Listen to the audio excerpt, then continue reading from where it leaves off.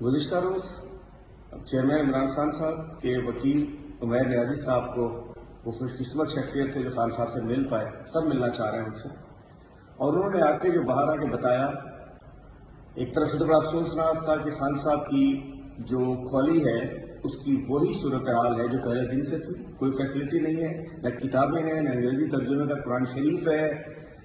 نہ کسی بھی قسم کی جو جیل مینول کے تحت بھی جو قیدیوں کو فیسلٹیز ملنی چاہیے نہیں ہے۔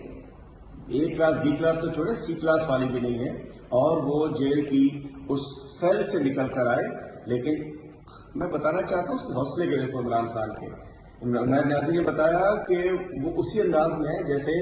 زمان پارک میں ملنے آتے تھے، جیسے بنی گالہ میں آتے تھے، جیسے پی ایم ہاؤس میں آتے تھے۔ تو جو لوگ سمجھ رہے تھے کہ عمران خان کا حوصلے پست ہو جائیں گے، عمران خان ٹوٹ جائیں گے،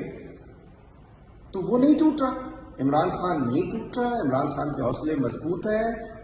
وہ پوری قوم کو پیغام دے رہے ہیں کہ سب کھڑے رہیں، اس وقت اس ظلم ذاتی بربریت کے خلاف کھڑے رہیں۔ میں کہنا چاہتا ہوں کہ جو اسلام آباد ہائی کورٹ وہ تو آرڈر سے نہیں دے رہے، اگر کوئی ٹوٹے پھوٹے آرڈر مل بھی جاتے ہیں تو اس پہ جیل انتظامیہ اس پہ امپلیمنٹ نہیں کر رہی ہے، اور اس وقت جو ظلم و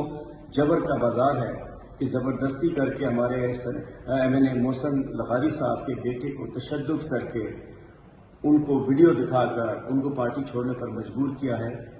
ویڈیو دینے کے اوپر، میں کہتا ہوں یہ زیادتی نہیں چلے گی، کوئی نہیں ٹوٹ سکتا۔ اگر چھوڑ بھی جائیں گے تو پارٹی کے نہیں نکالے گی ان کو، پارٹی سمجھ جائے گی کہ اس سے کیا ظلم ہے۔ تو ایک طرف تو عمران خان صاحب سے ظلم زیادتی ختم نہیں ہو رہی، دوسری طرف پارٹی کے اصلی ممبران کو توڑنے کے لیے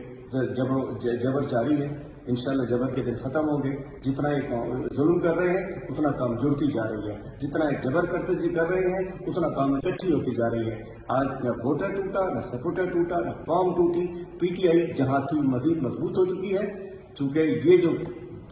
16 مہینے میں جو زیادتی کرنے والے ہیں ان کو پوری قوم معاف کرنے کو تیار ہے۔